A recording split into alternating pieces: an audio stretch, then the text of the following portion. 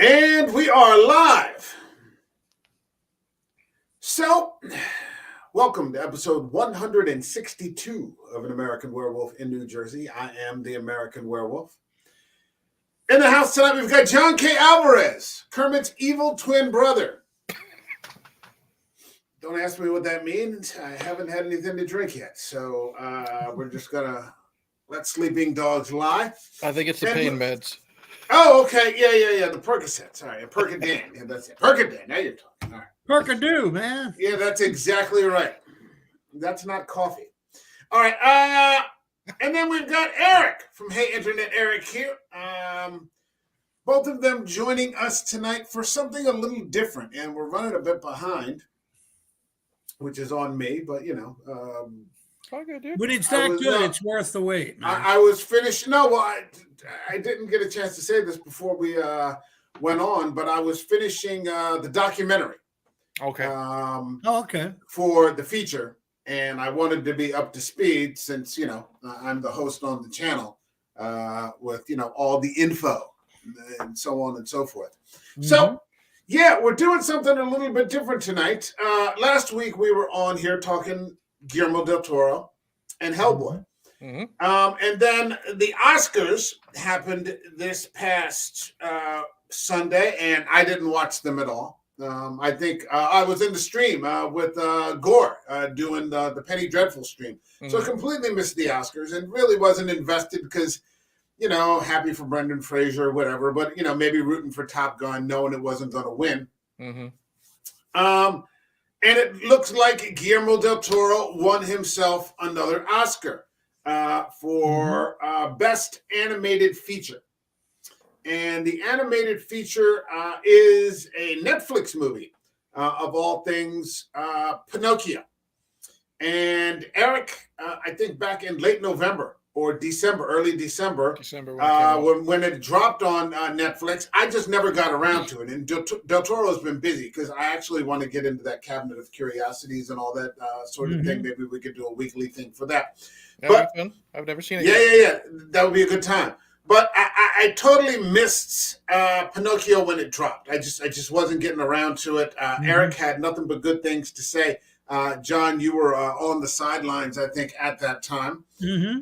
But now, here we are in the middle of March, the Ides of March. Beware those Ides.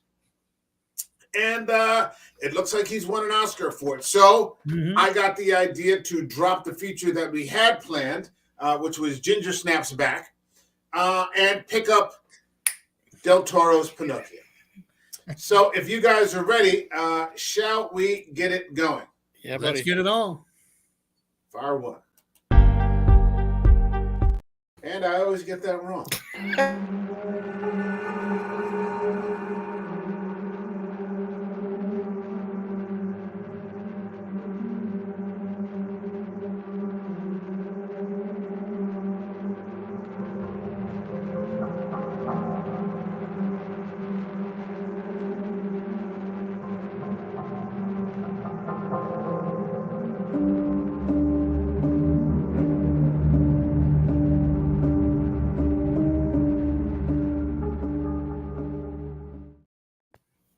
So I never cease to screw that up. I don't, I just.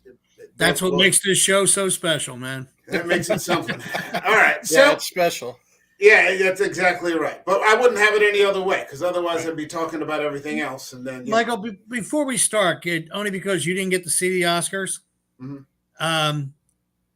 Jimmy Kimmel used Guillermo del Toro in a very funny joke in his opening monologue.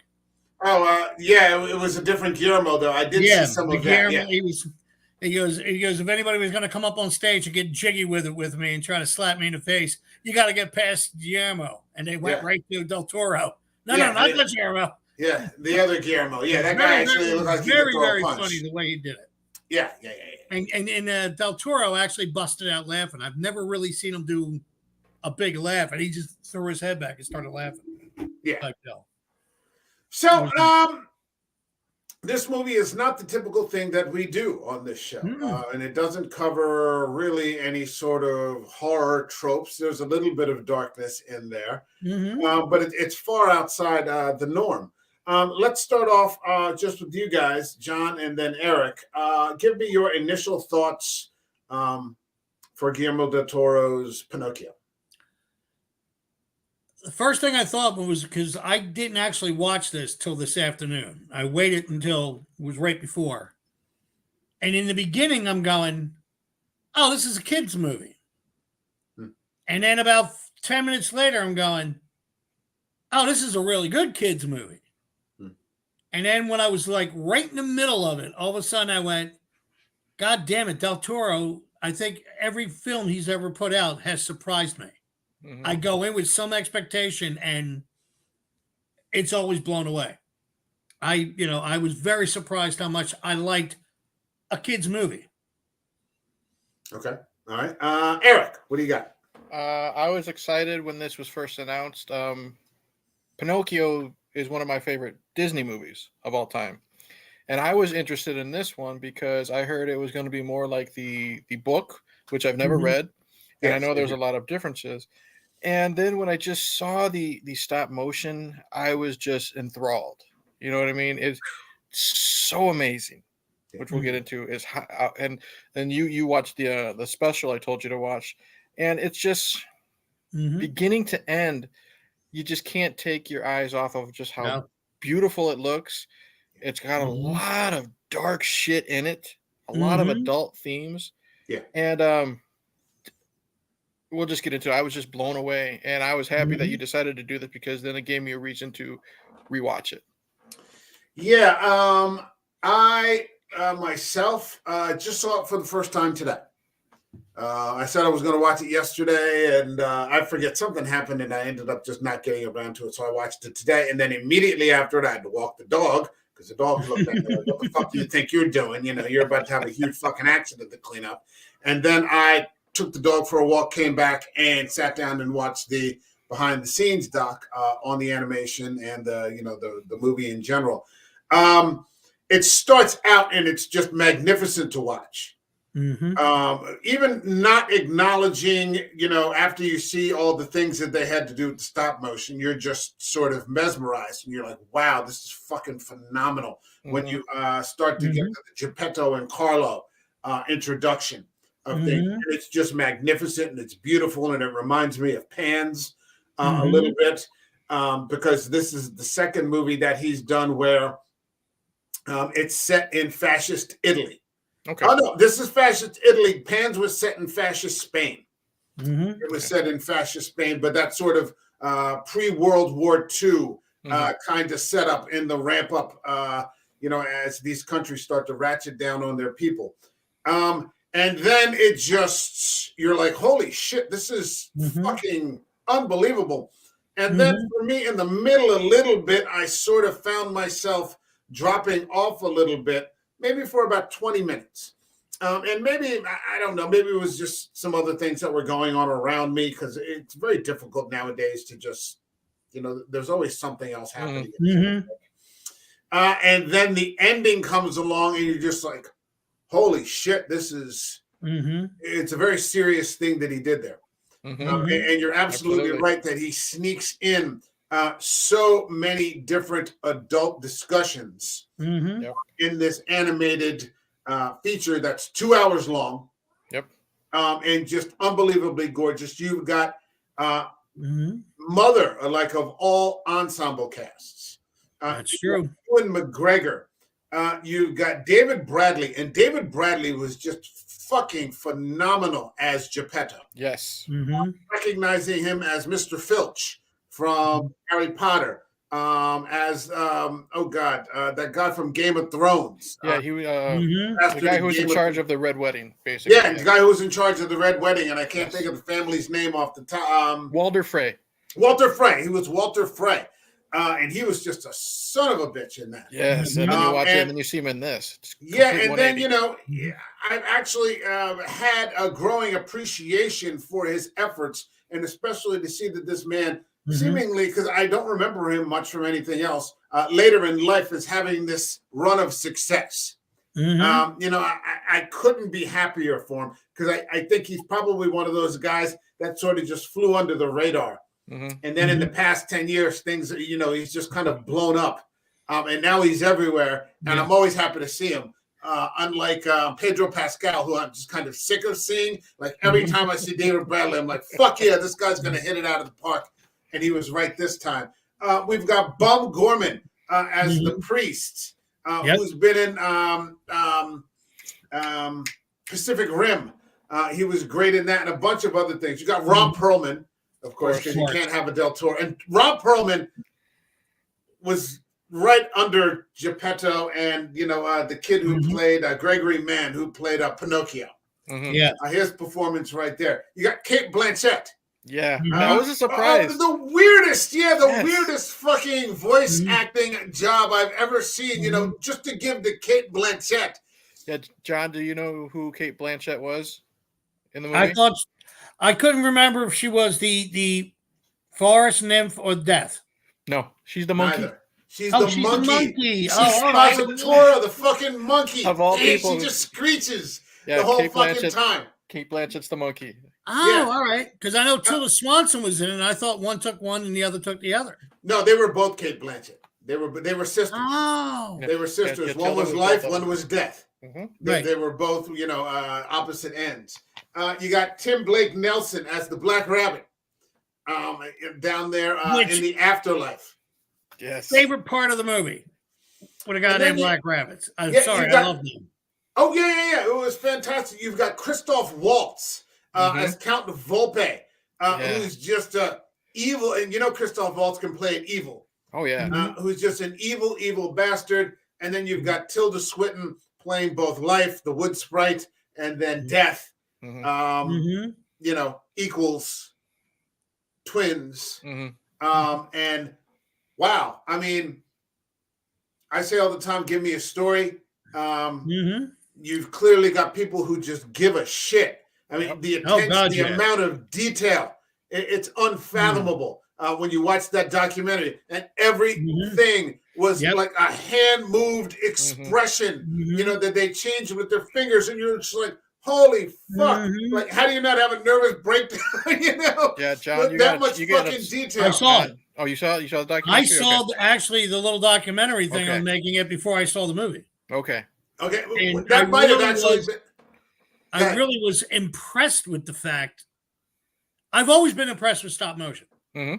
I've always felt if it's done right, it's an art form. Genuinely, it's an art form.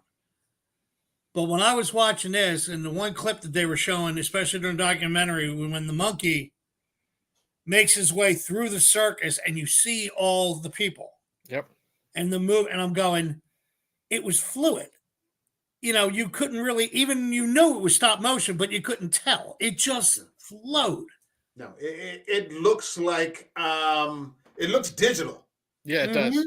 It looks fucking digital, but and that's what blows you away because there's a part of your brain that almost has to remind you that this is not physically fucking digital. Yeah. You're just like, how the fuck is this possible? It's unbelievable. You've just got all these adult things. And Del Toro said, so many of his movies are about his relationship with his father. They're about him and his father. Ewan McGregor, as the cricket, bringing up the conversation of imperfect fathers and imperfect sons, and that difficulty in bridging the gap, and that's just everywhere in this movie. That despite the best of intentions, they have such a difficult time, making those connections, but they love each other. Right. It's this weird sort of semi-tragic, irony of these things, and everybody's frustrations and, things coming out sideways or things coming out the wrong way, and, immediately, you feel bad, but, it's already come out,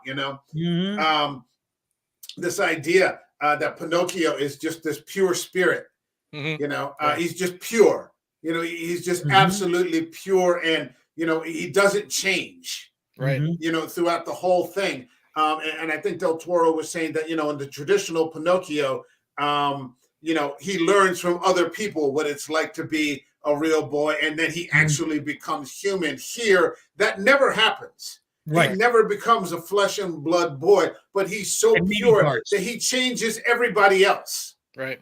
Mhm. You know, everybody that can be changed. Exactly.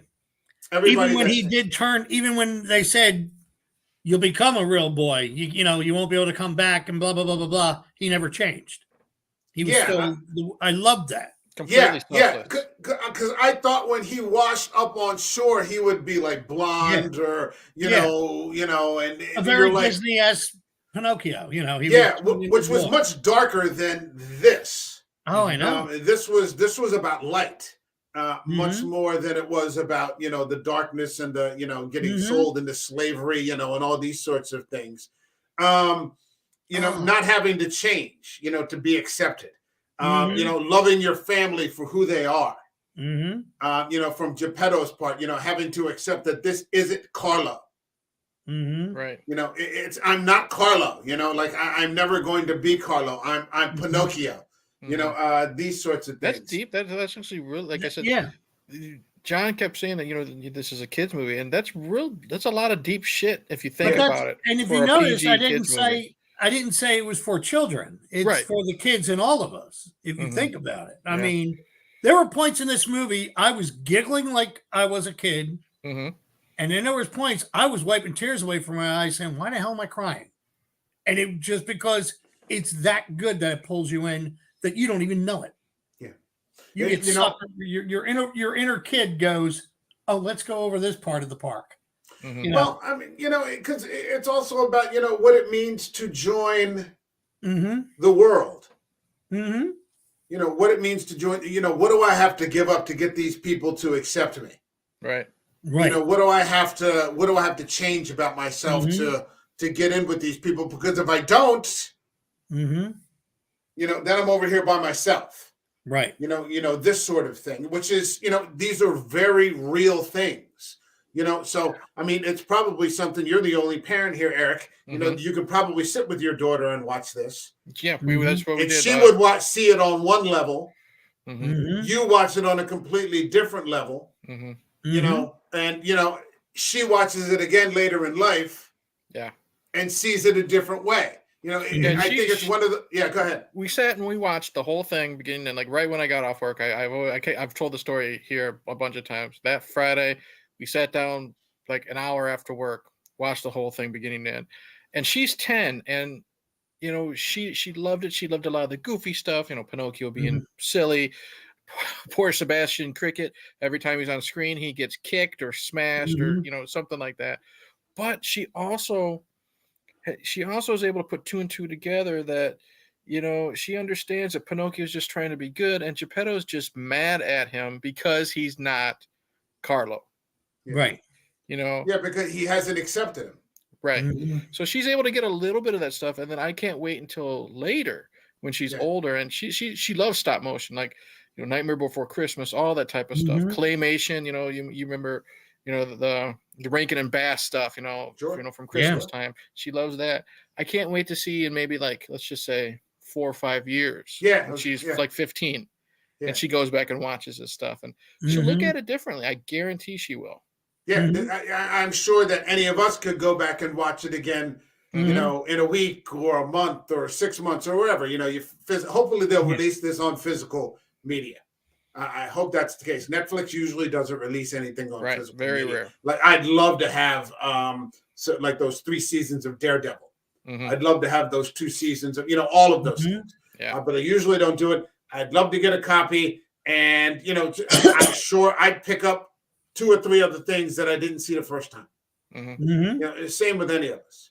So the story kicks off. I mean, it was just different than what I thought it was going to be. And it starts off with Geppetto, and he's in mourning over his son. Well, hold on. Before you get to that, you said it started Okay. off different than you thought. What were you thinking initially then, Mike? I didn't think it would. I didn't think there would be any themes of war. Okay. I didn't think it would start off so close to modernity. We're starting off about 100 years in the past. I thought it would be much older than that. Okay. Mhm. You know, that this will be an older sort of story and just about a man who, you know, crafts out a doll. Okay. You know, and hey, you know, magic, boom, bang, you know, the doll comes to life. Hey, it's great, you know, hey, you're my buddy now, you know. And then they sort of, you know, become this, you know, father-son thing. Okay. With all the other troubles in the background, you know, the Count Volpe thing. And, you know, I didn't expect such density in the backstory. Okay. That, you know, he was, you know, that they were like almost this perfect father and son. And I think that's part of what makes it difficult for him to accept Pinocchio, because it starts off about how absolutely perfect a team they were. And, you know, they were together and they weren't rich. You know, the father's Geppetto's a carpenter, and, you know, they're poor, but they want for nothing. They have food and they have love and they have work and they have the respect of the community. You know, everybody looks up to Geppetto, you know, because he's a perfect father. And, you know, they pass by and, you know, they're doing all this detailed work in the church to carve out a statue of Christ. And it's an amazing thing. Like, I just didn't expect that kind of detail. Okay. Within the first 3 minutes. Within the first 3 minutes. And, you know, coming back to the stop motion, I mean, when you see that behind the scenes thing that they did with Carlo, having that little miniature Carlo on the swing, and then like a 35, or, you know, I don't know anything about cameras, but having like a 35 millimeter camera just attached to the swing, and that's how they were filming it. And you're just like, holy shit, that's fantastic. Yep. And, you know, just the expressiveness that, you know, everybody had. You guys go on ahead. What did you think? That's one of the things that because we already said it looks CG, but the fact that it's all physically there is amazing. And what really blew me away this second time, because you mentioned the detail, is it's mainly Geppetto, but it's during the sad stuff when he's at Carlo's grave, or, you know, when we think Pinocchio's dead at the end, the way his face tears up, it's just so amazing. The attention to detail, and you know that's Del Toro, and I don't know about the guy that co-directed it with him, but it's so amazing, the stuff that they literally, like I said, the attention to detail that they look into to make this as realistic as possible with these figures. You know what I mean? And I just can't help but appreciate how good it is. It was like the people who were doing the stop motion were fellow actors. Like when I worked on a couple shows for Cape May Stage, and I had actors who used to tell me when I would work on the shows, it would be lights and sound. And a few actors said, I like working with John because he approaches it as an actor, not a technician. I get, like, when the lights come down, it's like my saying a line or something like that to add to the scene, or when the music, the way it swells up. These people who were doing it, and we keep talking about it, and I think that should be one of the main themes even about the movie, it's the detail. We've seen tears come down Claymason's face, and there are big drops or something like that. When he started crying and cursing, or not, you know, or cussing and screaming, I'm sitting there going, oh my God, I want to hug this man. And then I realized, no, wait, he's not a man. It's an animation. Because they really brought that with this simple medium. They brought so much more. Well, they said that the animators actually created the movements themselves. Like, they sort of moved through it like live action actors. You know, and then they simulated the movements that they actually rehearsed for their creations. You know, so that movement where Volpe, you know, intimidates Pinocchio with the sword and chops off the tip of his nose. Like, that was all something that the two animators, sort of like, you know, two actors rehearsing, had performed. You know, and then they videotaped that and said, okay, how do we transfer that movement over to, you know, the puppets? And you're just like, fuck, man. You know, and these guys weren't phoning it in. No, I mean, no. It's incredible they're making this, this statue of Christ for the church. That they're well received in the community. But then, the war kind of happens, and without meaning to, somebody kind of drops a bomb. The airplanes are just discharging ammunition and just drop a bomb right there on the church with Carlo inside. And you're just like, wow. I mean, so we're like maybe 6 or 10 minutes into the movie.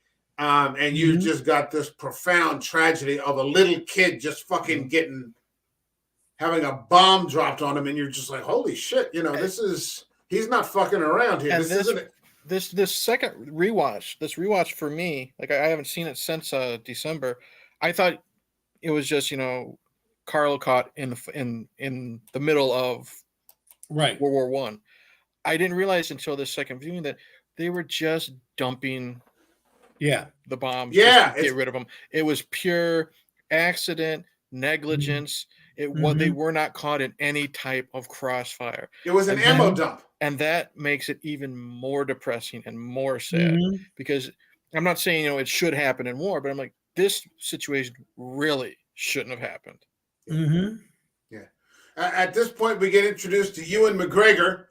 This is not Jiminy Cricket. See, what I was expecting was Jiminy Cricket. Who's playing Jiminy Cricket? Oh, Ewan McGregor's playing Jiminy Cricket. Okay, this isn't fucking Jiminy Cricket here. No, he's a world travel cricket. And he's gonna excite the world with all his tales of adventure. And he finds a perfect home. I think he lived with a barrister and like all these different people. And he's gonna sit in somewhere and write it out, which is a little hole inside of the tree. That's grown out of the perfect pine cone that Geppetto plants at the time. So, like, a lot of time passes here. Yes. Very short, like, briefly. Like, you see Geppetto plant the pine cone, and then all of a sudden, many years have passed. Yeah, and Geppetto doesn't exactly age, but, it's supposed to be between 20-25 years because we're going from World War One to sometime in World War II, and I think it's supposed to be before America enters World War II. So 20-25 years, give or take. But yeah, first of all, I love it that he's Sebastian J. Cricket. He sounds more refined. You know what I mean? Exactly. He's got that fucking mustache. Like he's gonna write Esquire afterwards or something like that. And granted, it's Italy, 1930, whatever, but he's still got the feather ink, the feather pen and the ink and stuff like that. And he is, in my opinion, he is probably my favorite character in this movie. And the thing is, he's not in it as much as you would expect because you're expecting Jiminy Cricket, he's always there. But I think in every scene he is in, he steals the show. I didn't realize Ewan McGregor could be so fucking funny. Yeah, I think he's hilarious. British people almost have a sort of default thing where they can, maybe it's just because we're Americans and we catch on to something about that. But I mean, what's actually happened is that Geppetto has become a drunk. Yes, he's become a drunk, and they touch on that. They just show you just enough that he's he basically never moves. They said years pass. And he never moves on from it. Like he doesn't move on from the death of his son. It's pretty much taken the life out of him. He's the church, the Christ, the statue of Christ has not been completed. He just stays there at his son's grave and gets drunk. And so he comes up with this idea. He's very angry with God as to why God will not answer his prayer and bring his son back or do something. And he just, has he just goes into a rage. And chops the tree down and says, fuck you. I'm going to, take this thing back with me and I'm going to make myself a son, which is, a blind out of your mind kind of drunk thing to say and then do. But that's actually what he does. And it's interesting that he actually carves Pinocchio out when he's drunk. Yep. Like blackout drunk, like can barely stand drunk, which they said later came into the idea of how Pinocchio would look because he's not really completed. Right. No. Like there's only one half of him. Like the backside is not. Mm-hmm. There's nothing that's been done because Geppetto fucking passes out. Mm-hmm. And you can see like he's so he's carved out of a fucking tree trunk, but he's so imperfect. Look at his skull. He's got a big slit down the front of his skull. That Right. I don't know if that's tape or staples or whatever it is, but you can see it made me think of the Frankenstein monster, which I'm pretty sure they were kind of alluding to. But yeah, he's so imperfect, but that shows because we don't know how drunk Geppetto was to begin with. I mean, that bottle's empty by the time he's done. Exactly. It looked like We don't whiskey. know- That was no wine bottle. That looked Yeah. like whiskey to me. We don't Yeah. know what number bottle that was, and he's also been obviously doing this for 20 years straight. So his mind is already gone, and that's what I think adds to the charm of Pinocchio is how imperfect and awful he looks. You know what I mean? Right. He looks monstrous the first time we see him when he's introduced. He's kind of scary. Right. He's Straight kind of out of scary, a horror yeah. movie, in my opinion. Just the way he walks like a spider is what it reminded Right. me. When he's scurrying Yeah. across the Gangly, floor. yeah. He was gangly, or like bones, Yes, and I loved it, and the way he looks helps it. I think that I wondered when I was watching it. It was that because in every other Pinocchio movie, he's a perfect puppet. Mhm. I was wondering. I'm like, I wonder if not just because it's Del Toro, who always has a little bit of the monster, but I wonder if they were doing that. We're going to be this different. Mhm. We're not going to smooth him out. We're not going to paint his hair. What should be his hair at his head or something like that. Yeah, They kept him very Wood-esque. And they keep that, there is a scene later where Pinocchio loses his feet in the fire. Yeah. And I'll make you new legs in the morning. It's literally just new feet carved, and they're just tied around his legs with rope. You know what I mean? And I love my new feet, Papa. Yeah. So it's just the imperfection that makes him more endearing to me. Yeah. So, I mean, what happens from there is that, the woodland sprite, which is basically life herself, these spirits, and I love the design of the Holy sprite. shit, doesn't that look beautiful? Yeah, it's just gorgeous when she just unfolds, her wings, because they say, Ewan McGregor says that, these spirits live in the mountains. And these sorts of things, and they all, they sort of move together but separately, but then you see them sort of coalesce to form life. Yep. And they have sort of been, or they come upon Geppetto and take pity on him because he's just this broken man who just can't get over the death of his son, and decide to bless Geppetto with another son. They're going to grant Geppetto's wish and, bring this, puppet back to life. And I mean, Tilda Swinton, perfect casting, I love her. perfect voice, just that, sort of mild, moderate, calm sort of thing. Tilda Swinton is never a screechy or screaming. If you see her in Constantine, she's playing the angel Gabriel, but she's perfect because she's got that sort of haughtiness, that's happening. I'm a big fan when of you her, see her in Only Lovers Left Alive, or they're the like 1,000-year-old vampire, just too settled to get upset by anything. Even in the the Lion, the Witch, and the Wardrobe, she's the White Witch, and she is very low key, but she is so dangerous in her performance. I love this woman in everything. Even as the old one or the ancient one in Doctor Strange, she's great, badass in that, and she again, it's a theme. Less is more. She gives a great performance, and she's not over the top. She's not over the top in Doctor Strange, which is one of the most over the top MCU movies. Solo movies. Yeah, with Mads Mikkelsen. Yeah, it's great. And I love the fact that when she first appeared, first thing in my head went, ooh. It's not nice to fool Mother Nature, which used to be an old slogan on a commercial for something. Butter. It was butter, wasn't it? Or something? Yeah, chiffon butter.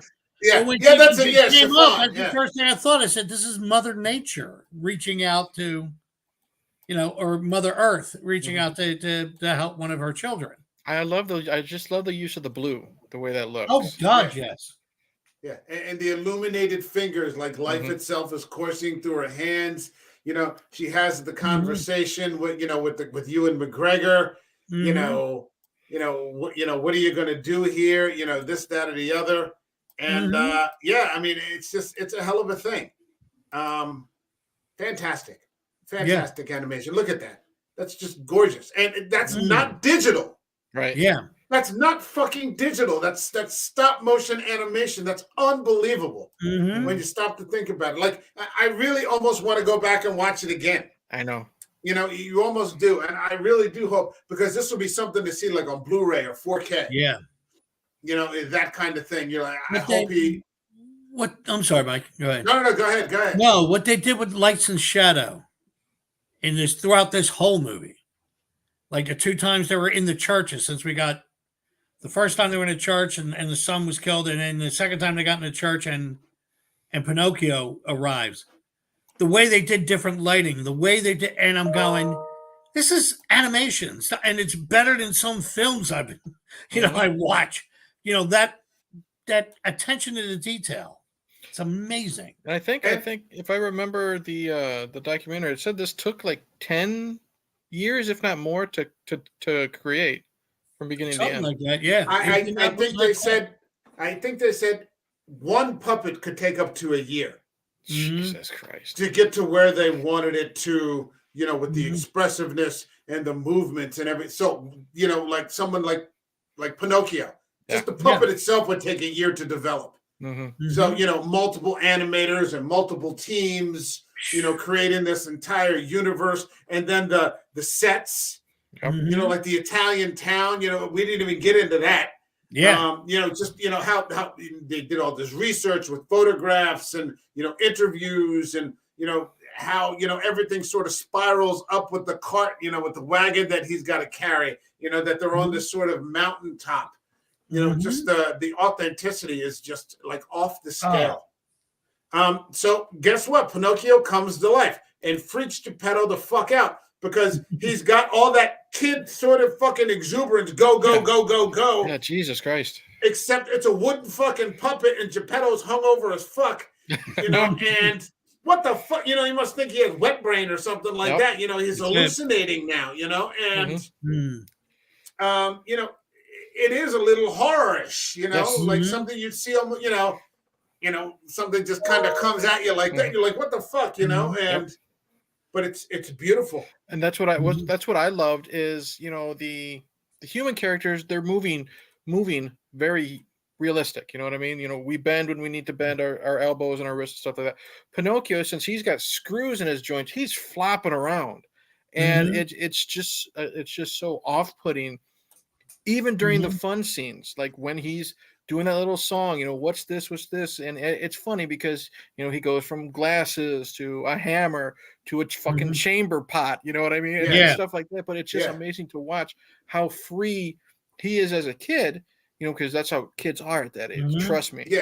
And then again, just the way the attention to detail that they're keeping him moving around as a wooden puppet, like with the joints and stuff like that. Yeah, look you can see it right there. Everything is just screws, and he's just held together. It's so, I mean, the first Geppetto tries to get away by going to church. Yep. Fucking hungover. He's trying to go to church.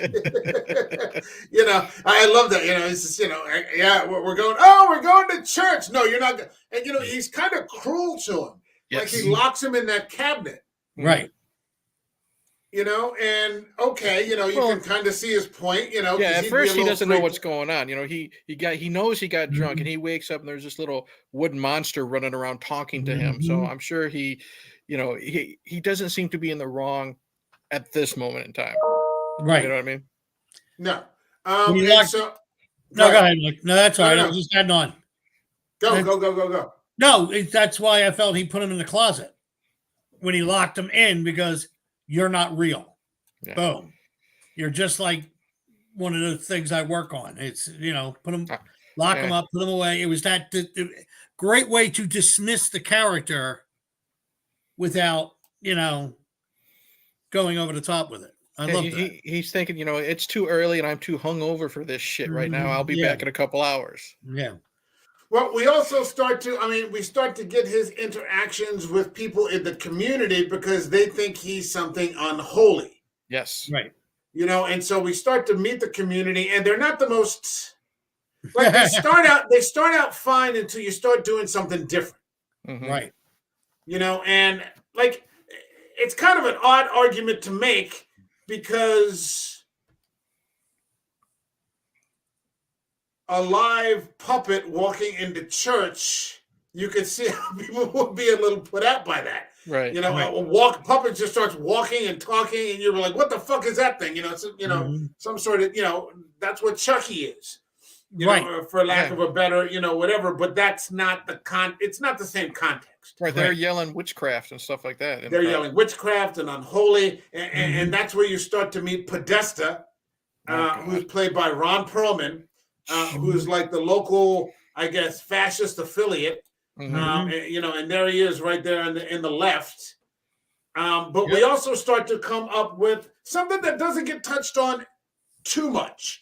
And something that's very famous when we get to Pinocchio, and that's the lies.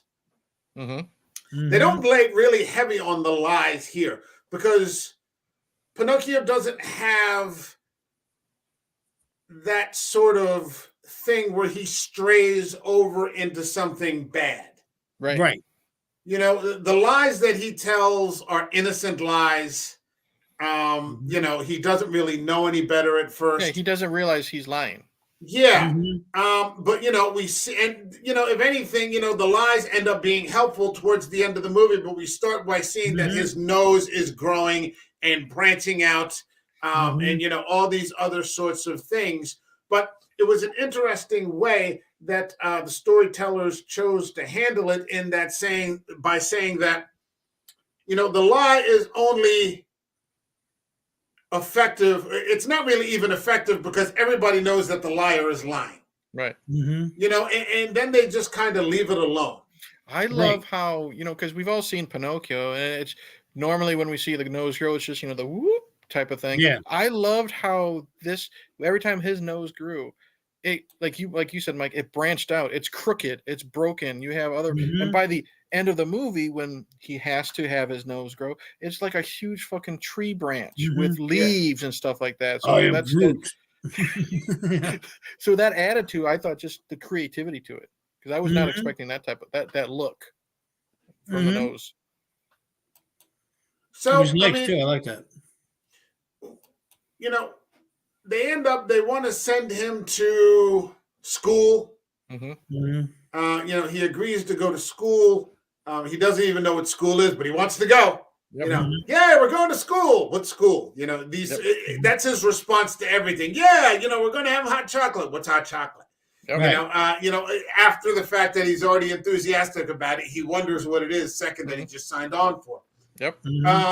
And so that's where we start to meet Count Volpe. And if there ever was a playful, he starts out sort of playfully evil, but he's actually quite a dark character. And he's got the hair sort of up like horns. And he's always trying. He kind of is like the devil. I think Del Toro said. He's very transactional. All he needed was red skin and like the pointy beard, because he's got the mustache that goes down too. He just needed that black pointy beard and red skin. He'd be the devil. Yeah, and he is running some sort of carnival or a puppet show, or he's part of a carnival. And he's kind of a huckster. And he's got this sort of pet monkey, played by Cate Blanchett.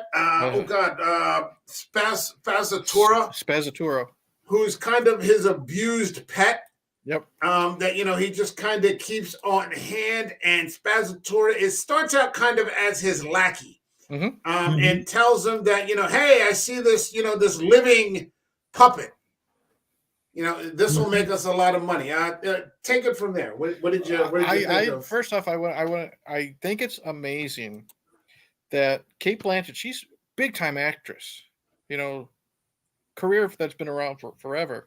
And the story was that she met Del Toro in 2021, I think. This came out in 2022.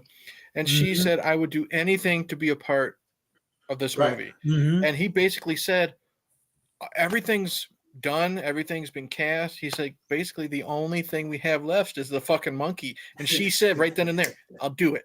She said Yeah. she didn't care. She had to do Come on, grunts, man. groans, stuff like that. Yeah, And it's Del Toro, man. You It's don't Del pass up a Toro, chance to baby. work with Del Toro again. I mean, she was Yep. already in Nightmare Alley. okay. Yeah. That's And- that's what they were in the middle of filming. They were filming Okay. Nightmare Alley, and she heard that he was doing Pinocchio, and she's like, "Sign me, put me in, coach." You know, Yeah. What I love about Spazzatura, not just the fact that it's Kate Blanchett being a fucking monkey, you know what I mean?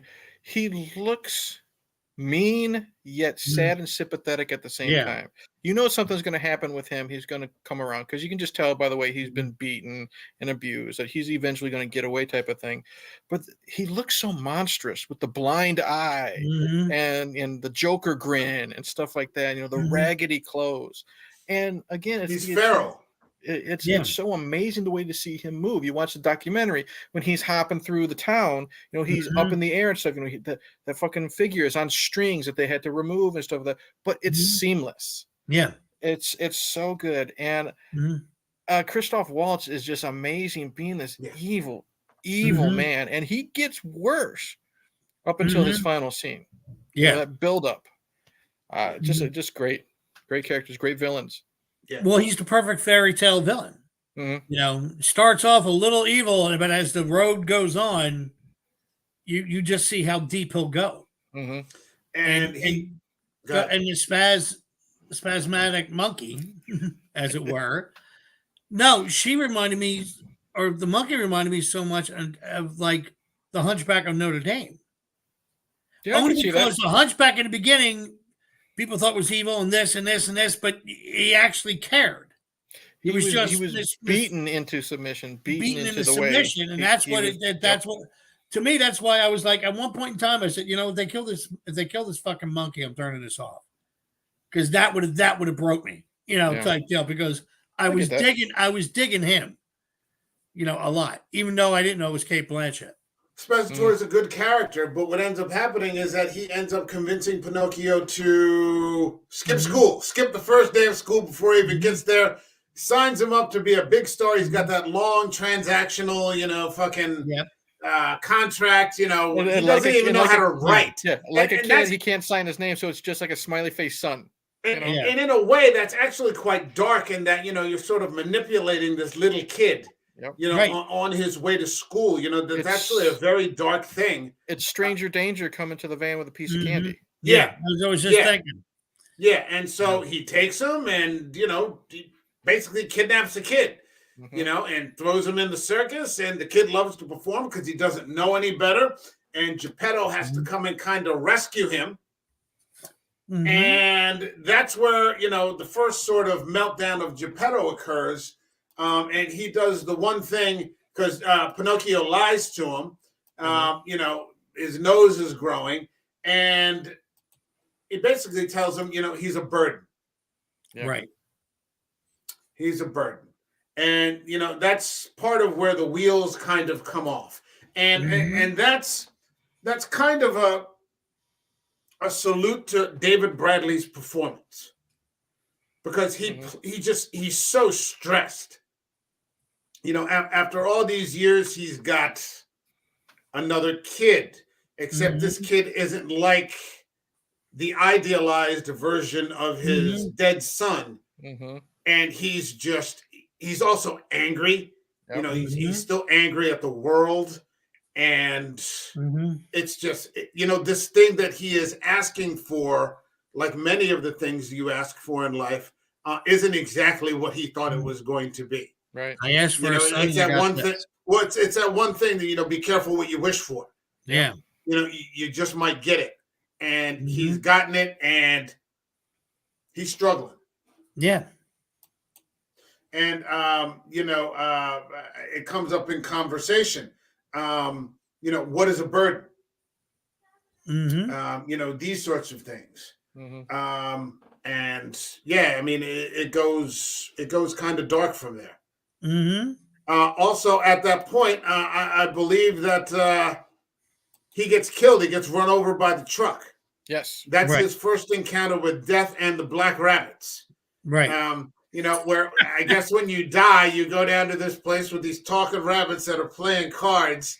And I think one of the rabbits is begging for an ace. Come on, give me an ace, give me something.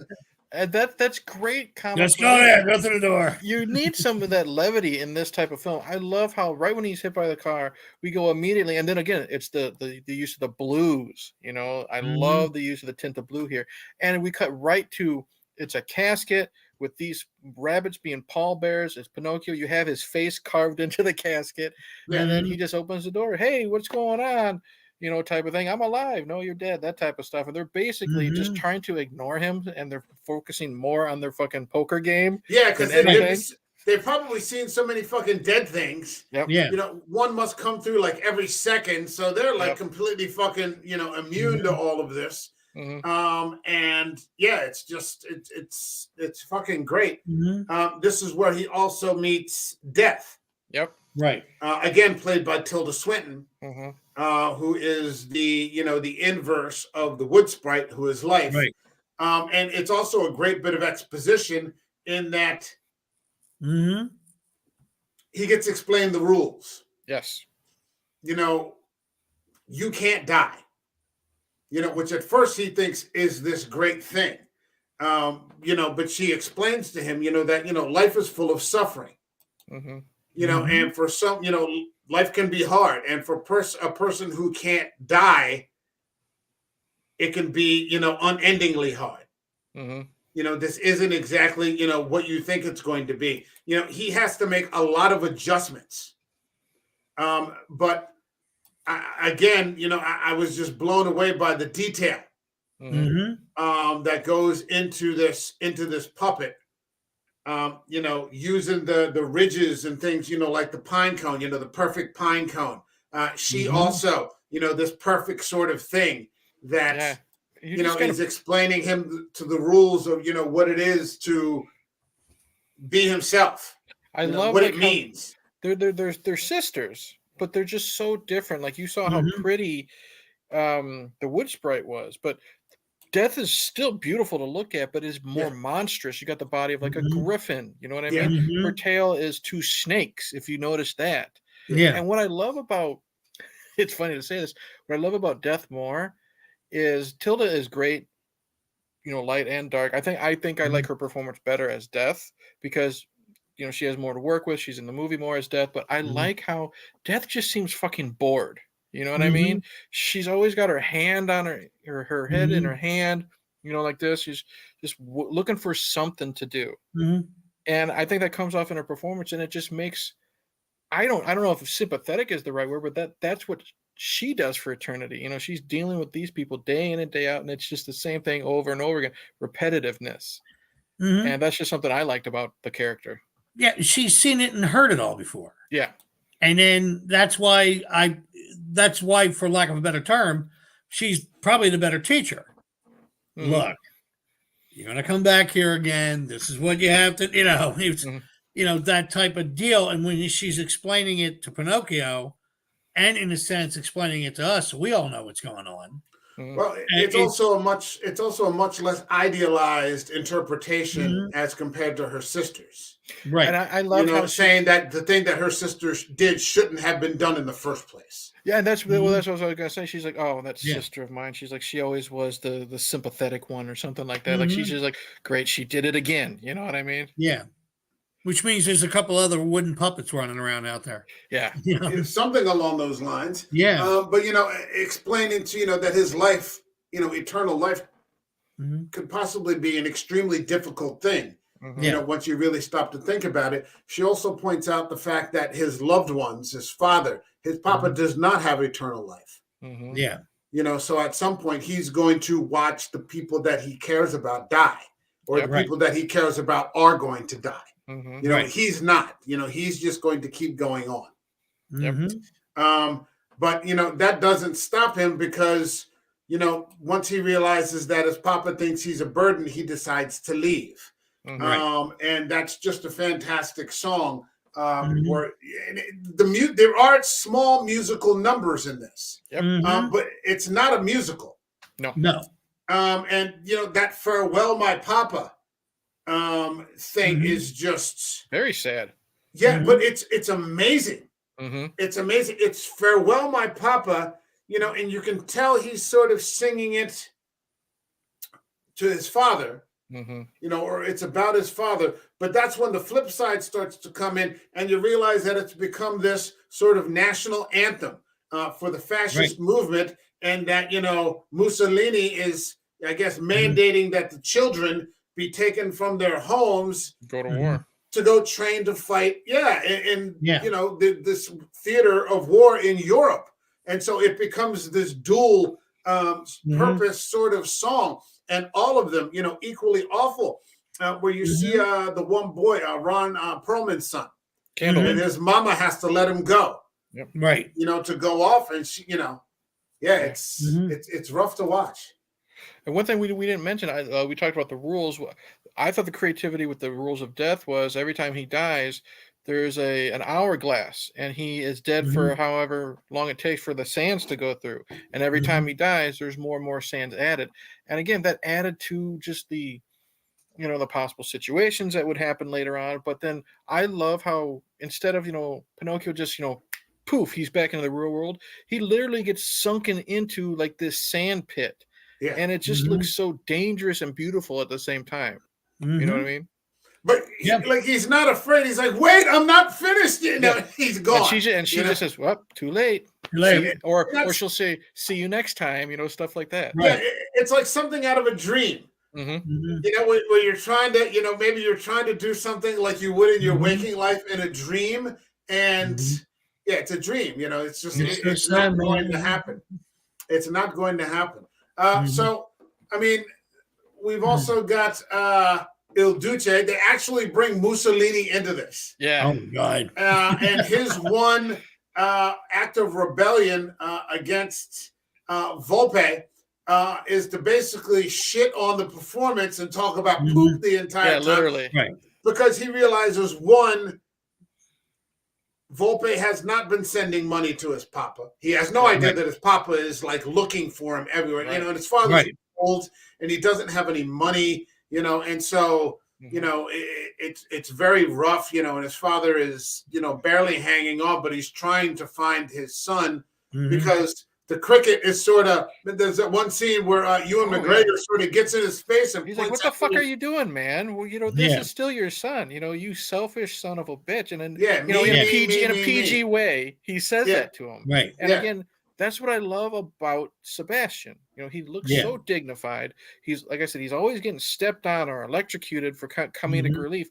But these serious moments, Ewan McGregor is so good because he's also the narrator of the story as well. He's just so good that this is honestly I haven't seen a lot from Ewan, other than like the Star Wars stuff and Dr. Sleep and little bits and stuff here and there. I absolutely love this performance from him. It's probably one of my favorite performances from him. There's a dignity brought to it. And it's funny because when I was watching him and comparing him to Jiminy Cricket, who had an umbrella and a top hat, and he was supposed to look dignified, but really wasn't. Right. The Ewan McGregor character, Sebastian, I'm sitting there going, he's perfect. He would be perfect in Around the World in 80 Days. He would be perfect in that society of, we top are hats men. and canes and stuff like that. Yep. Absolutely. And believable. Not like, he's a gentleman. Yeah, he's a gentleman. And I was like, oh my God. And in the beginning, because I really was, I go, oh, okay, this is a nice takeoff of Jiminy Cricket. And I went, no, this is better. This is nothing like Jiminy Cricket. This is who you want. If you have to have somebody teach you, the right and wrong. That's the guy. So he ends up getting killed again. Yep. I think this time did Volpe kill him? I'm trying to no. Okay, first off, the reason why he finds out that Volte is doing this is the other puppets tell him. It's Spazzatura tells him because he's the one running the puppets. So you know what I mean. And at first it's jealousy. So he's like, he's not doing this. Mussolini orders his men to shoot Yeah. Pinocchio because Oh, that's right. Yeah, right, Mussolini. because of I what do he not did. like this puppet. I don't like this Shoot one. it. He's like, Yeah. Shoot it. poop, farts. I do not like this puppet. Shoot it. Oh wait, before we jump on that, that's the other thing I really liked about this song. They could have made it an adult song, and they didn't. They kept it with poop. Yeah, poop. Because he's a kid. And I sat there and I went, "That's great," because that's exactly how a child would do I it. have a 10-year-old. Trust me, farts Yeah. and poop are funny. I Yeah, know, what I and mean? that's when I saw it. I sat there and I said, "That is brilliant. Yep. That's genius."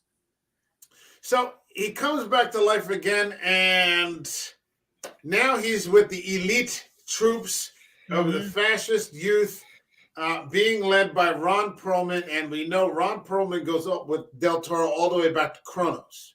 Mm-hmm. So his first movie, there's Ron Perlman, an original, and throughout, Hellboy 2 movies and Blade 2, and he plays Hannibal Chow in Pacific Rim, and he might have, I think he had a small role in Nightmare Alley, and now he's here doing this, and I thought he was really great.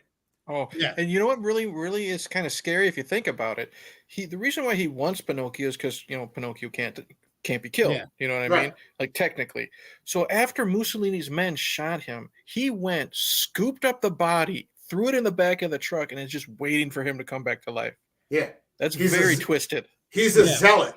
Oh yeah. He's a fascist. He's a zealot. Zealots, I mean, fascists by definitions are fucking zealots. Yeah. There's nothing else but, being a fascist. That's it. He's so cold. Yeah. Yeah, he's extremely cold. I actually thought I liked his performance better than Christoph Waltz's. Yes. But that's just me. Same here.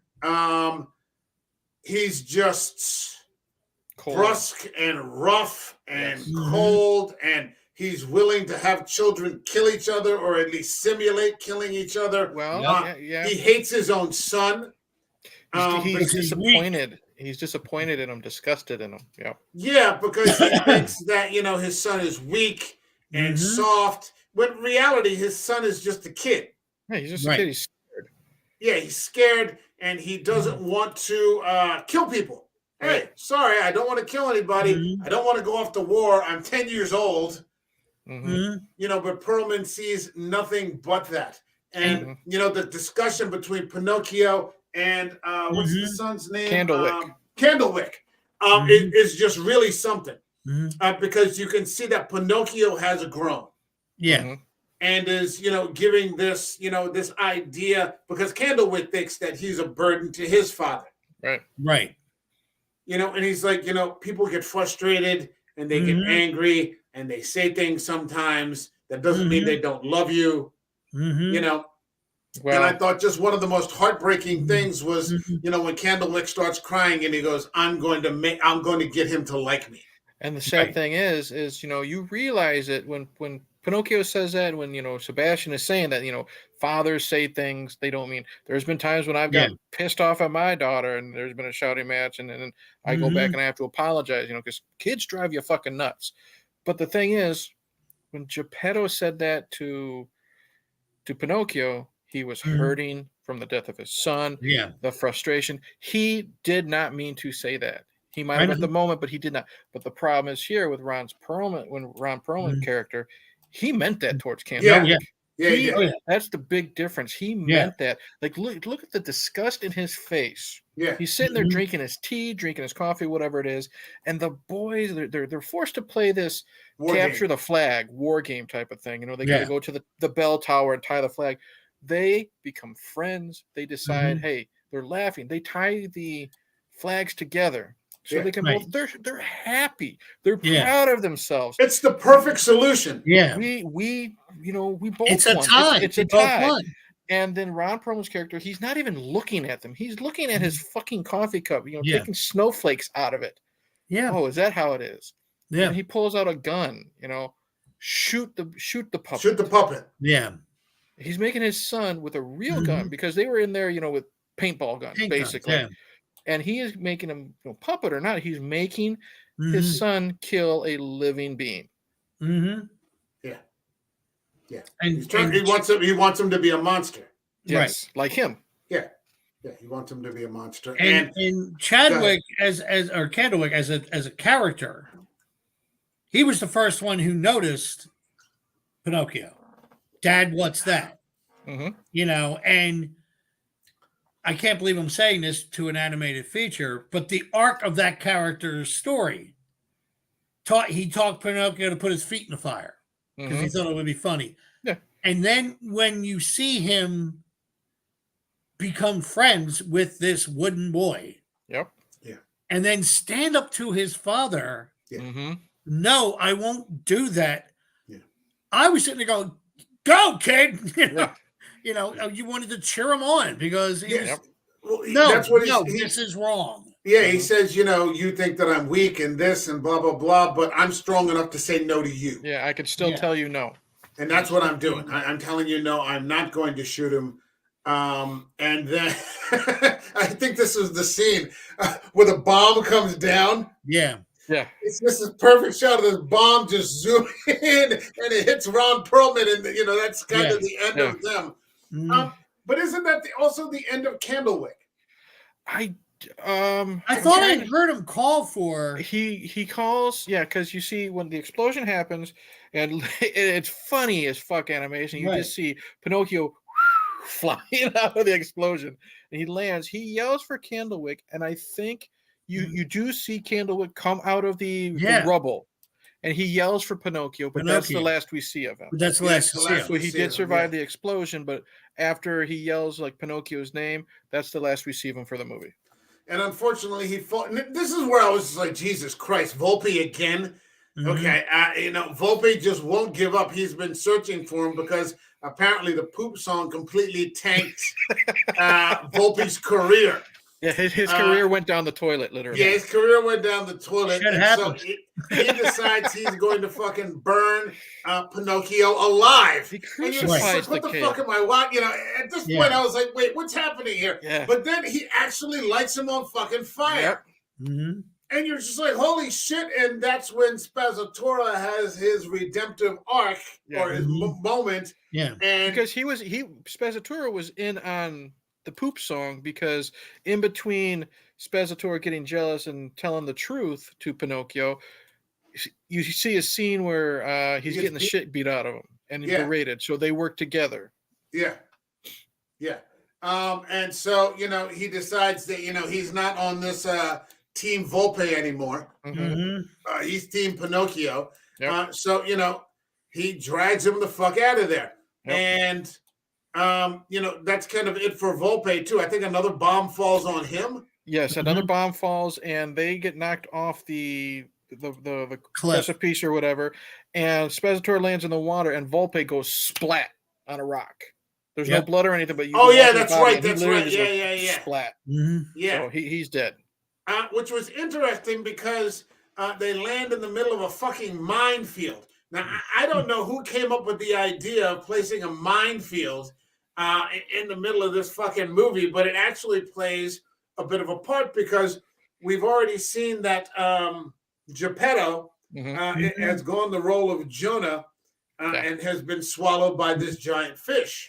I think the minefield, it's World War II submarines. I figured that's what it was. Yeah. But I mean, it might not have occurred to me to put a fucking minefield in the middle of a Pinocchio movie, but it's Del Toro. So it was funny too because you have that scene. But right before Geppetto is swallowed by the whale, he meets that fisherman who wants him to take him across the way. Yeah, and he's got a hook, and he looks like the Gordon's fisherman, yellow sticker and everything like that. Yeah. And you have the explosions happening in the background. You don't know what the fuck's going on, and it's just a great scene. I love when the whale comes up and the fisherman's just like, "I'm out of here," and literally just falls over. Doesn't he say arrivederci? And he just dives right over the side. He just dives right over the side. I'm like, okay, all right, that's pretty fucking funny.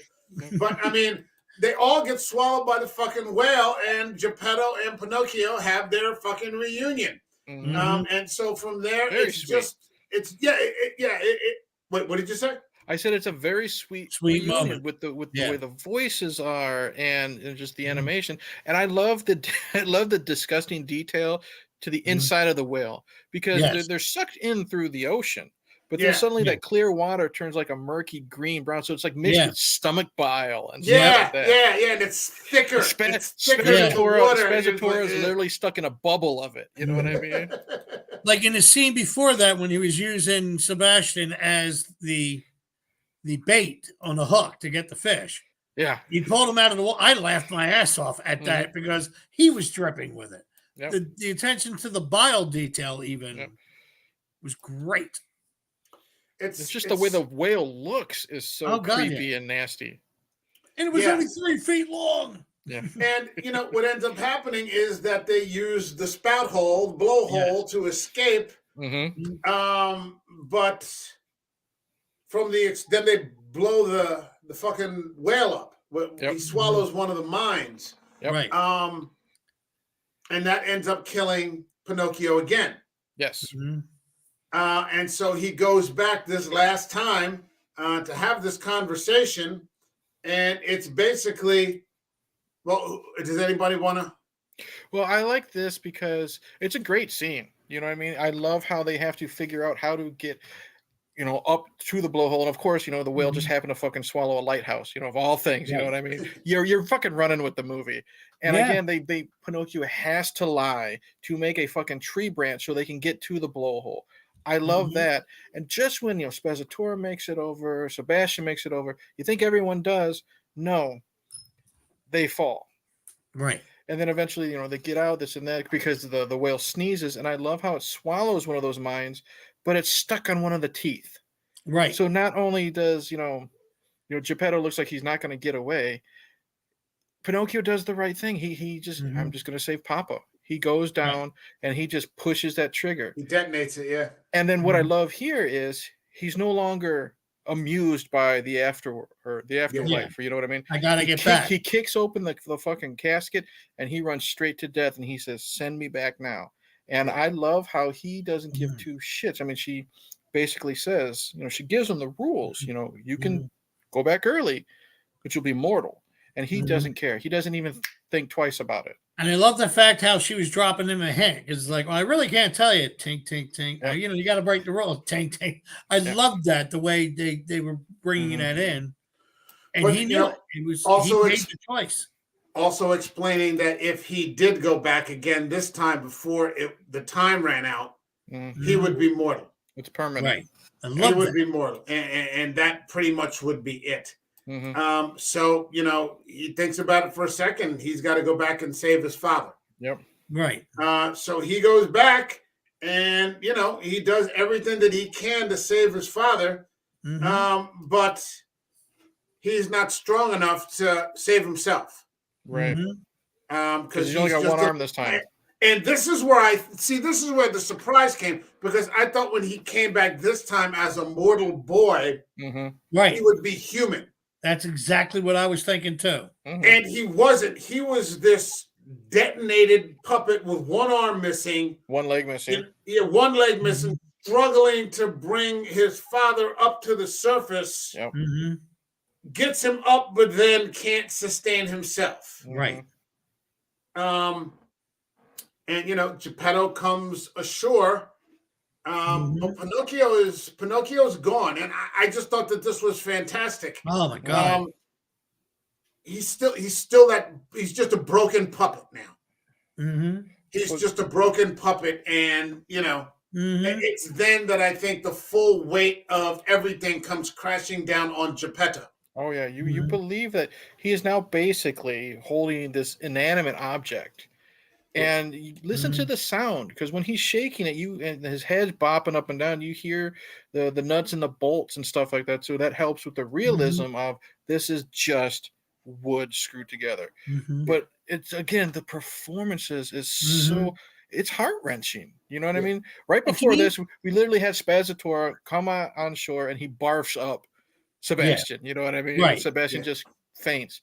But your heart is literally breaking for this man, because now he's lost two sons. You know what I mean? He would have been happy dying in the belly of that whale because he would have had his boy with him. And now he's had this, and this kind of goes with like his anger with God. He's had two sons taken away with him. And I read some of the the info and like IMDb and stuff is like there's a lot of allegories with Christ and stuff like because if you remember Yeah. when Pinocchio tries to save him, he's missing the arm. What was the last thing that they did not finish when his original son died?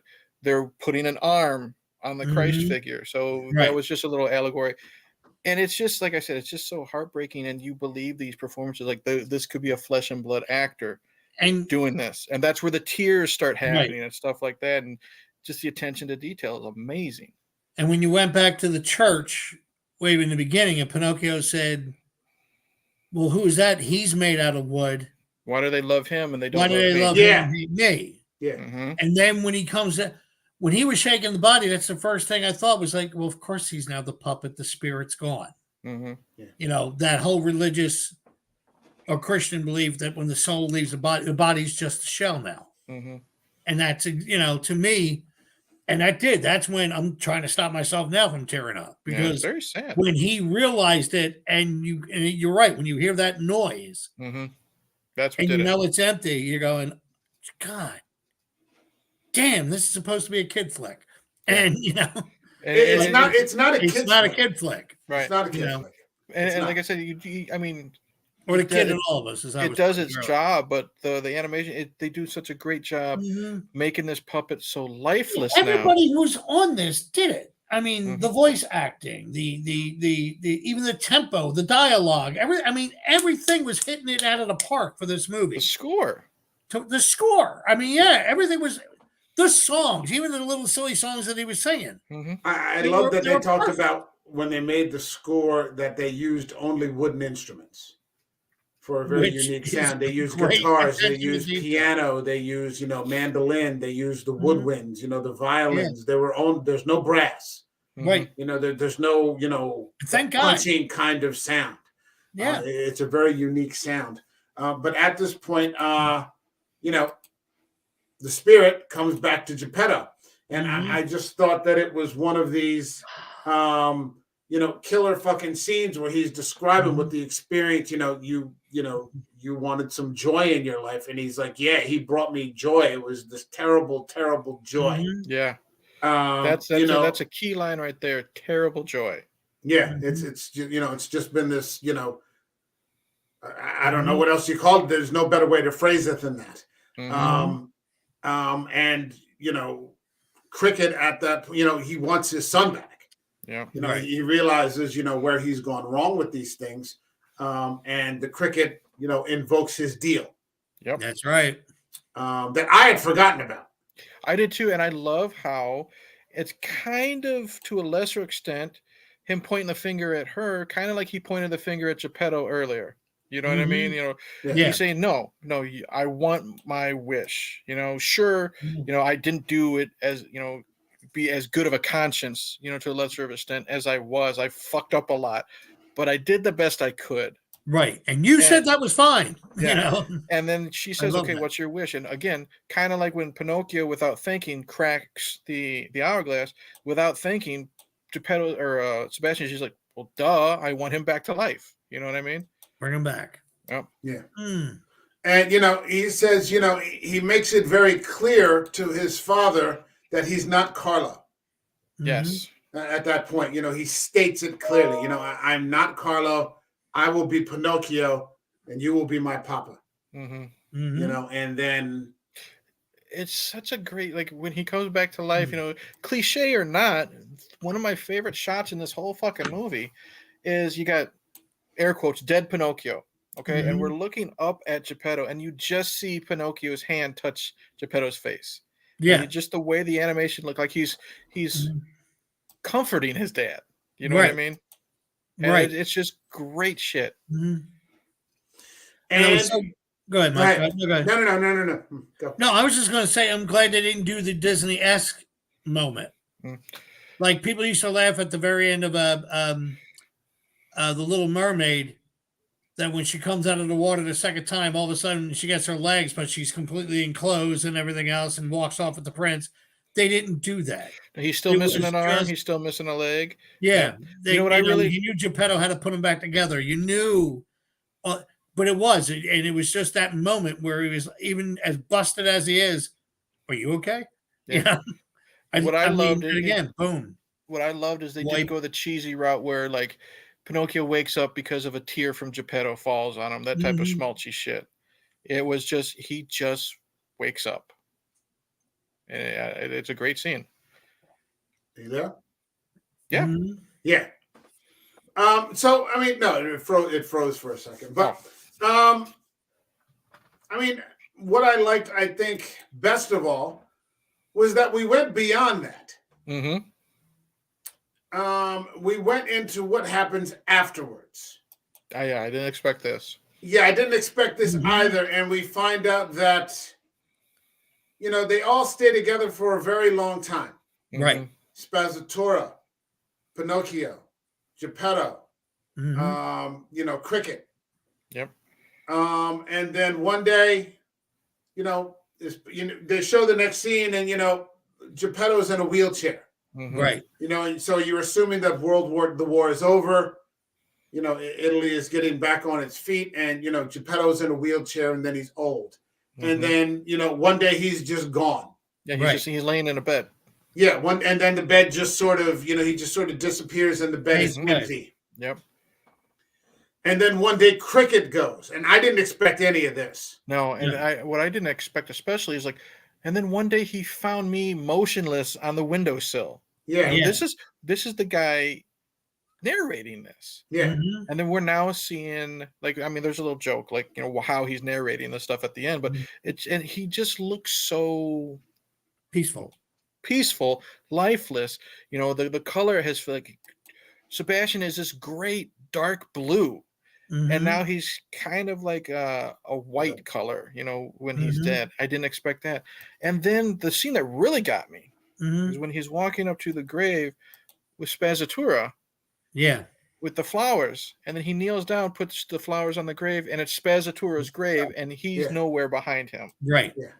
That fake out got me. Yeah. I did not Yeah. expect that either. And Spazzatura's using the walking stick. Mm-hmm. Oh, God, yeah. Spazzatura has gotten old. Yep. Yeah. And he's bent over and he's hunched over. And Mhm. it's just it's incredible. It's incredible. And yeah, you're Mm-hmm. right. Spazzatura is gone now too.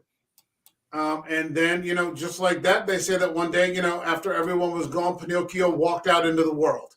Mm-hmm. Mhm. And, they believe that he's probably doing pretty damn well. And I liked how because Jiminy Cricket and Pinocchio, Jiminy's always in the little pouch. You know what I mean? Yeah. On Pinocchio's jacket. I liked how there's a physical hole where the heart is, and that's And in the body. That's where Sebastian lived. And Right. after Sebastian died, he put him in a cigar box and put him back in his chest, Put him so in that his he's chest. always with him. So because that's cool. So we have the two gravestones of Spazzatura and Geppetto, but we know Sebastian's right there with him. And it's his home. He was built from the tree. So I love that. That's amazing. It was a very nice touch in this movie. It's not the typical movie that we covered, but I'm glad we covered it's it. as good as anything that we have covered. Good. Yeah. I'm glad I didn't overhype it for you guys. No, No. not at all. No. Man. I'm not gonna. And I'm not gonna lie. if I'll be honest, this isn't my way, but I only sort of reinvigorated my interest in this because it won the Oscar. Okay. I was like, okay, Del Toro won the Oscar. It's time to go check this out. And then I was like, well, all right, fuck it, let's just stream. And it's certainly better than what we were going to cover. And I'll say it's like we've all had those times when you really like a movie, you tell your friends, and then they're just like, it's okay or it sucked. I'm glad you guys liked it because we haven't rated it yet, but I was so excited to get to revisit it again, Right. and I'm glad that we did because now it wasn't just the initial watch and the amazement stuff like that. The second watch helped me.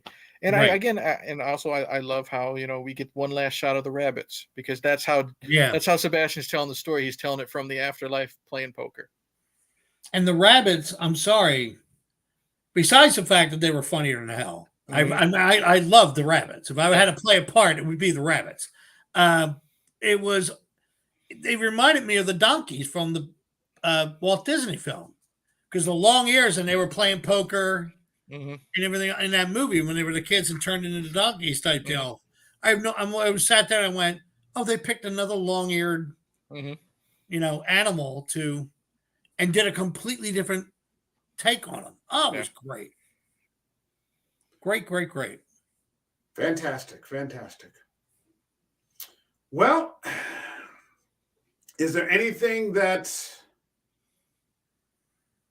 we missed about this movie that you'd like to discuss, or I do you pretty think much we covered discussed everything. everything? I'm good. Okay.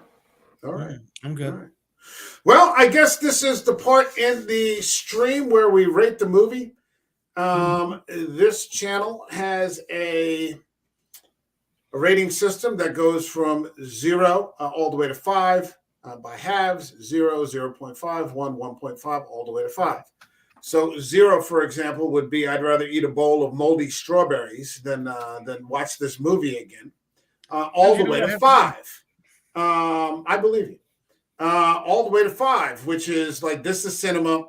This is the destination. This is why I watch movies in the first place and have this channel. John, how would you rate Guillermo del Toro's Pinocchio? I was debating this when I first saw the movie this afternoon, because I knew it was coming. And I was going back and forth and back and forth. But even now, talking about it, I seriously think, since I didn't have dinner yet, I'm probably going to shut this down and go watch it again as I'm having dinner. Because Very nice. we talk about the telling of the story. This was a hell of a story that was told to me. And I got to give it a 5. I cannot deny it, because I'm sitting there going, well, maybe there was something. I'm like, no, I enjoyed like almost every scene, every moment, every nuance of this movie. And I kept on thinking, oh my God, it's stop motion. And it was probably more emotion than some of the people that were nominated for, Academy Awards, type deal. It was the connection was there. The story was there. It was beautifully told down to the very last detail. So yeah, if people have a hard time if they watch this and saying I gave it a 5 as a film, well then I'll also give it as a 5 as an animation feature, because it took me well out of the simple Little Mermaid. I don't know why that stuck in my head. That type deal. So I give it a 5. All right. Eric, what would you rate Guillermo del Toro's Pinocchio? I think I pretty much already showed my cards. I'm giving it a 5. And the reason, kind of like what John said, but it's just, Mike, you always say, give me a story. I think this story from beginning to end hit all the things that needed to hit. You had the deep adult stuff that 3 adults can discuss. The 3 of us. You have the stuff that children would enjoy. You have great characters. You have sympathetic characters. Geppetto is so sympathetic. You know what I mean? You feel for that dude, obviously, from the very beginning to the very end. Great villains, great animation. You'd think this is CGI, and it's not. I think maybe the only CGI there is like the lightning effects from the sprite when she brings Pinocchio to life. It's just an amazing film. Amazing performances. It looks beautiful. The musical numbers are fun and funny. Beginning to end, I absolutely love this film. Hands down. Giving it a 5. It's good stuff. For me, I was going to go with 4.5. Because I thought that there was a space in the middle that sort of, like I said when I first started the stream, kind of pulled away. Having the discussion has sort of smoothed that away. So I'm going to give this movie a 5. I think we're clearly in the range of cinema on several different levels. I mean, and the attention to detail. The investment of the performances, just the time and the most minute of things. Like I saw this one scene where in Geppetto's in the house, where one of the windows is just smudged and dirty. Mm-hmm. You know, and I'm just like, what the fuck, man? You know, so yeah, I mean, these are the sorts, although this not necessarily comes from the same genre, you know, these are the sorts of movies that, you know, I want to discuss on this channel. You're not going to get, you know, more often than not, you're not going to get these types of things. But it's good to know that there are a few filmmakers out there that are still actually making actual films and not just content. And not even just entertainment, and certainly not just spam.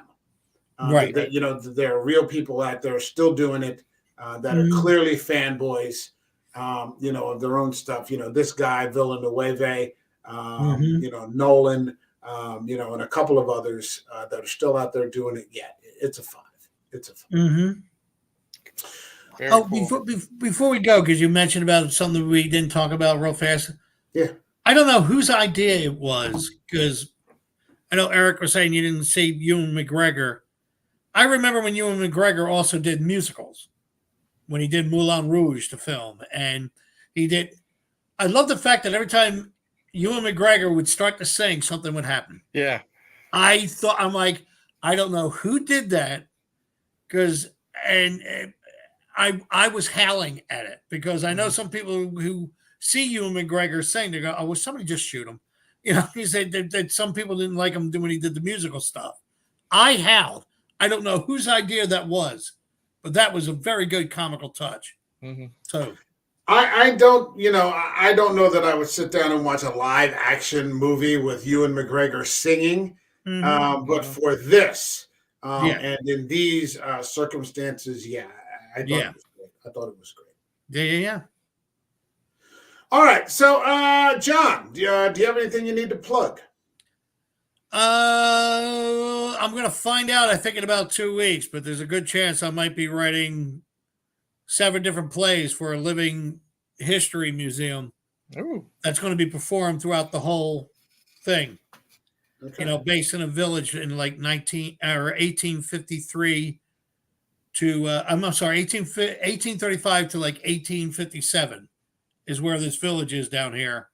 And we were talking about it today. They're trying to get me grant money and everything else. I might be writing these different things about people living in the village and discussions and questions and things like that are going on. And I'll be getting paid, which is a good even better. Very nice. All right. Mm-hmm. Eric, plug something. You know what? This time I'm just going to plug my social media, because I got nothing of merit coming out yet, too much to Mike's chagrin. YouTube channel is Hey Internet Eric here. Sorry, that's okay. Little fun there, Michael. But you know what? Actually, what I've been doing a lot of on is Twitter. It's Hey Internet Eric here, or it's at movies_beer 365. I've just been having a lot of fun, honestly, just trolling and taking the steam out of a lot of horror fans when it comes to Scream 6 and just the usual bullshit. You could ask Mike; he's been following along, just me giving them bullshit. It's been a lot of fun taking the steam out of them, especially after watching a good film like Pinocchio and just rolling my eyes and just kind of deflating the balloon of, you know, Scream 6 isn't cinema. So I'm sorry, Eric. Can you repeat that again? Where I can follow you? Movies. MOVIES _beer 365. Got it. Yeah, there are a lot of morons out there. There's no other way to fucking look at it. I mean, there just isn't. There just isn't. Okay, so for this channel, Eric and I will be back here tomorrow, and I can't wait for this, because I can't wait to watch it tomorrow. Episode 3 of a 7-part series, Mike Flanagan's Midnight Mass. I can't wait to get into it tomorrow. Tomorrow at 8 p.m. we'll be here. Sunday, I'll be 8 p.m. with Goraphobe, talking episode 3 of season 1, Penny Dreadful. Shout out to Goraphobe. Just hit the 300 subscriber mark. Hey, that's awesome. All right, congratulations. I got to send him a message. All right, man. Yeah. Nobody works harder than that dude, man. He does. He just lives. That dude lives in the stream. Very well deserved. He hit 300 just today. Good for him. Good for him. Congratulations, man. I didn't see it. I haven't been on Twitter for since the early part of the day. I'm glad he made it over. Cool. All right. And then next Wednesday. Well, there's no easy way to say this. Rod is coming back. Ooh, Children of the Corn remake, right? The return of Rod. It is not the Children of the Corn. Okay. It's actually something to look forward to. We're going to be doing a late show with Rod. The only negative part about it is Rod, but that's all right. There's nothing that can be done about it. We're going to be here for Neil Jordan's interview with the vampire. Oh, looks like I'm in a late show. Yeah, it's going to be a late show. It's the only way I can get Rod in. Anybody that wants to join is welcome to join. Okay. But yeah, I haven't had Rod on since It's a Christmas Wonderful time. Life. Yeah. So I got to get him in. Wow, what a 180 between appearances, huh? Jesus. Yeah. A Wonderful Life to fucking this. So You got that. We'll be there with that. So that's the next three things coming up for this show. I think that's all for tonight. This is as good as any place to pull the plug. My thanks to John K. Alvarez, Kermit's evil twin brother, and to Eric from Hey Internet, Eric here.